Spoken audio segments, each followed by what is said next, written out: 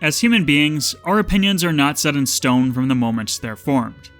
By entertaining new perspectives, even some of our staunchest values can change. But sometimes, it's not that deep. Maybe we just begin to value completely benign subjects a lot more favorably. Somewhere in 2023, a personal nirvana happened which I like to call the Great Opinion Shift, in reference to the way I critically analyze video games. I no longer cared, or at the very least cared a lot less whether or not a game is good or bad. Because, honestly, what even is good and bad when viewed with the lens of subjectivity? Now, I just want them to be interesting. I want them to succeed at their own goals, or at the very least, make a hell of a show out of trying. Fire Emblem 4: Genealogy of the Holy War is a video game I'm on the record for being incredibly frustrated with, having no reservations about citing it as my least favorite mainline game in the entire series. But especially after my great opinion shift, maybe this stance needed some reflection. After all, this is perhaps the most interesting game in the Fire Emblem series. There are few games contemporary to its era that are even half as ambitious as Fire Emblem 4. Did it succeed at being this ambitious? Well, according to my 20-year-old self who played it in 2017, maybe not. But could I truly deny that its efforts were entirely in vain? Well, maybe not. Back then, I still held respect for the game even if I didn't care for it. And I think the reason why is that somewhere deep down, I could feel the game was trying. But I wasn't approaching it correctly. I didn't consider my role when engaging with the art in question. While it's easy to blame the creators for the decisions they made when crafting something, it is just as much the audience's responsibility to interrogate and accept the creativity on display. Is criticism even useful if the critic doesn't understand the thing they criticize? When I first played the game, I wasn't looking at FE4 for the game it was trying to be, or even the game it was for that matter. I compared it directly against the other Fire Emblem games I played. Fire Emblem is a series I love because of how willing it is to experiment with its core appeals. Nearly every Fire Emblem game has different mechanics and unique gameplay systems, but they're all built on the baseline of Fire Emblem 1's foundation. After playing one Fire Emblem game, you have a ton of transferable skills that can aid you in the next game you play, despite them being distinct experiences. Not really FE4 though. I didn't realize until it was too late that this game didn't play at all like an average Fire Emblem, not even close. FE4 uses the same raw materials, it uses the same bricks and lumber, but it digs a new hole, lays entirely different cement. The house it builds looks like the others, but is structurally different in almost every way.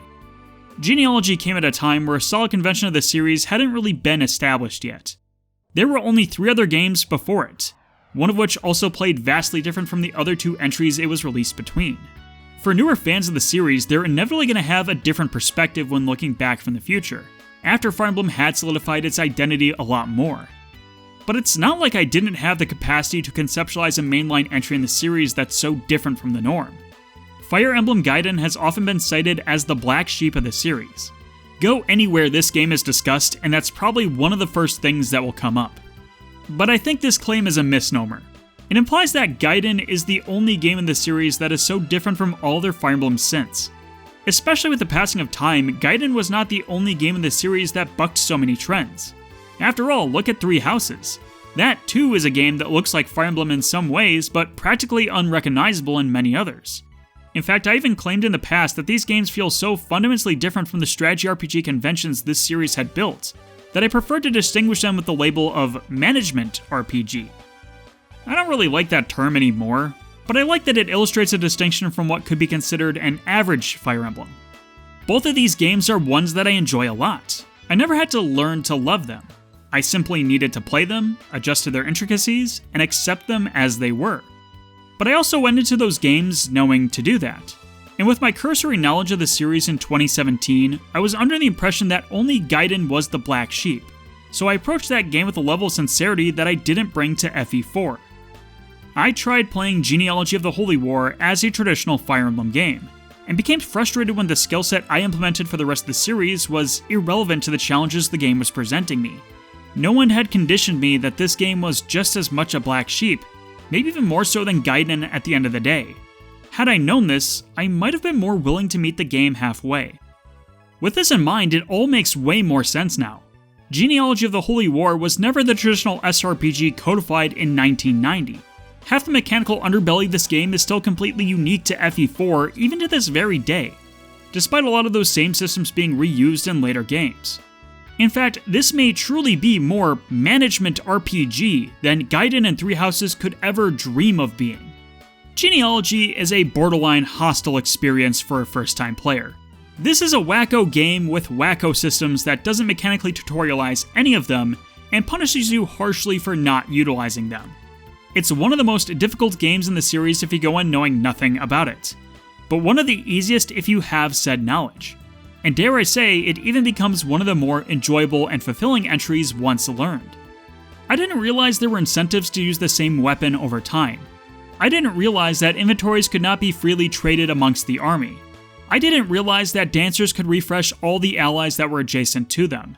I didn't realize there were secret events that provided game-changingly helpful boosts. I didn't realize you could save at the start of every player phase to bookmark your progress in a chapter. I didn't realize that some of the villages that grant additional items were very desirable amongst specific characters. I didn't even realize that in order to double attack and critical hit, you require skills to access that functionality. Even when it comes to the typical strategy board, the game formats its chapters and general challenges in a way that no other game in the series ever had.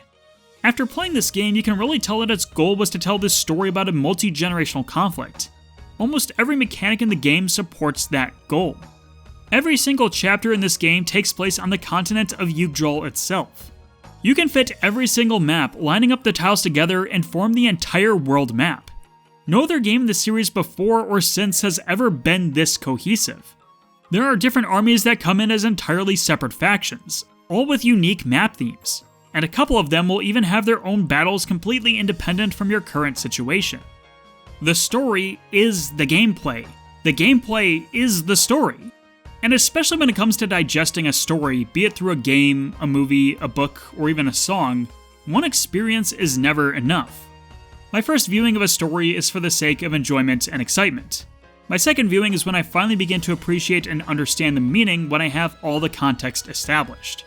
On a first playthrough, when you're just playing a game, not really thinking about what it's mechanically doing and why, this stuff is a lot harder to interpret. This was always going to be a challenge for me because in general, I like to experience new games as blind to the experience as I can possibly be. I don't want to know about the story or characters. I like to go in without help or guidance. I want to be challenged without knowing in advance when to prepare for it. I want to learn the mechanics as I go. And this philosophy works for me, most of the time. But it didn't happen here. It made me wonder what the hell was wrong with me for not enjoying this beloved game. Of course, nothing is wrong with me, because I'm a perfect specimen of the human species, so clearly it means the game itself sucks actually. The thing is, Genealogy's unbalanced and obtuse gameplay is not really an uncommon observation amongst the fanbase. I think many people who love FE4 now are able to recognize that there's a wide margin of error for players who engage with the game. But even 10 years ago, the Fire Emblem fanbase was a lot less mature than they are now, in the sense that we were all younger and didn't really process our opinions with as much nuance. And even if there were people that did have more balanced takes, those aren't the ones that assumedly reflected the wider opinions of its fans. By nature of the game being a Japanese-only release that international fans have to go out of their way to emulate and translate in order to experience, anyone who plays this game is already a certified freak. And the opinions that are most likely to broadcast are from the nastiest of freaks that took the time to actually learn the game. Maybe they already did multiple playthroughs before I even knew the game existed, and partially forgot what their first experience of the game was even like. What I wish I would have heard after I finished FE4 is that the game on a first playthrough is kind of miserable. That the game does require being replayed to understand the depth it's trying to convey. You know, instead of just being told, Genealogy of the Holy War is the best Fire Emblem game ever made, and if you don't like it, then you're an absolute idiot that can only ever like baby games like Awakening, which ruined the series with its dating sim mechanics and casual mode, you cringe weeaboo. I don't know if I would have accepted that answer so easily back then, but it probably would have put me on the path of enlightenment a little bit faster, while still validating the complicated relationship I developed with the game. Because I did have proof of this mindset. The second half of this game is often where I hear people's interest drops off, but this is actually where my enjoyment of the game started to turn around. It was a fresh start with new characters, and now I could play the game unimpeded by my lack of understanding. Suddenly, I kind of got where the fun in FE4 was supposed to be found. The most fun way to play Genealogy is to play the game optimally, or at the very least, optimizing for the kind of experience you want to set up for yourself in the second half of the game. And now when I play Genealogy from the start, I find it physically impossible to play this game without doing this long-term planning on a macro scale. I'm trying to figure out who I want the fathers of the second generation to be, setting up kills on specific weapons to pass them down for the eventual critical bonuses, making Finn the ultimate Chad dad, now knowing that letting him die in the prologue on my first playthrough was a huge mistake. But in order to do that, you kind of need to play the game in an unintuitive way, which is impossible to really take into account on a first playthrough. Your first experience of a game is naturally going to be the point where you're making the most mistakes. And yeah, a game ideally should still be enjoyable without knowing anything about it. Almost every other Fire Emblem game is enjoyable right from the start, no knowledge of even the wider SRPG genre required, which in my experience I couldn't say for FE4. At least now I understand the vision, I suppose. But there's more to a game's perception by the player than just its own contents. The time we spent playing games isn't experienced in a vacuum. Maybe there are some games you have a warm childhood connection to because you played them with your family or friends. Maybe there's a game that helped get you through a difficult time in life. Or, unfortunately in this case, maybe there are games which you played during those times which are unfairly marred by that circumstance. If there was a game I played between the late half of 2017 to the early half of 2018, there's a very good chance I walked away from it with a lot of negatively charged opinions. This period in my life was the most depressed I had ever been. Genealogy of the Holy War was a game I played during that time, and not enjoying that game in particular was more soul-crushing than some of the rest. Here I was playing this new Fire Emblem game, an entry in my new favorite series, a game I had heard many people proclaim was arguably the best of them all. And yet, it wasn't bringing me joy. It was actively resisting me whenever I attempted playing it. When I published my original retrospective video on Genealogy of the Holy War, I tried my best not to let that get into the way of my critical analysis. I tried to be as fair to the game as I possibly could and not have my opinions be influenced by the circumstances of my life, fearing that would be a reason to invalidate my own opinions because they're clearly biased. You know, like that's somehow a bad thing, like you're somehow disallowed to have feelings. But you can still hear it when I talk about it. The young adult that wanted to get hit by a bus comes out, at least a little bit. The more distance I grew away from that miserable time, the more I wanted to come back to a point of understanding with Fire Emblem 4. That maybe the game is much more intricate than I gave it credit for, and that I wasn't evaluating it in the most charitable light, while at the same time acknowledging that the negativity and lack of understanding I had about it in 2017 was a natural reaction. Now, is FE4 one of my favorite games in the series? In a weird way, yeah, actually. But also not really. It's still complicated, what can I say? As a game by itself, it's not conventionally well designed, and it is hard to just pick up and play. On top of already being one of the longest games in the series from start to finish. And for as much as things really click together once you understand everything, there's still just completely tedious parts of the game I never look forward to doing again. It's not a good game in the same way one would describe other contenders for best game in the series. Although, I can't find a way to rationalize it as my least favorite anymore. One of the most viewed videos on my channel is one where I rank all the Fire Emblem games against each other. It's a video that's hilariously outdated because my opinions for the series have constantly changed. At any point in my life, I'm in the mood for one or multiple Fire Emblem games for completely different reasons. I have a few evergreen favorites amongst the catalog, but my favorite Fire Emblem games are most likely whichever games I played most recently. And honestly, Genealogy of the Holy War doesn't have that evergreen status. It's not like some games in the series where I can replay it over and over again and somehow never tire of it. That being said, FE4 encapsulates why Fire Emblem became my favorite video game series of all time. It's not what a Fire Emblem game should be. It's what a Fire Emblem game can be. And without its willingness to challenge conventions of the series, we wouldn't have iconic staples like the romance system, the skill system, the weapons triangle, or even just complex political dramas. And Genealogy of the Holy War offers a kind of experience that no other Fire Emblem game can, and probably no other Fire Emblem game ever will. I didn't appreciate its raw ambition as much as I should have. So I don't think I have a problem saying this.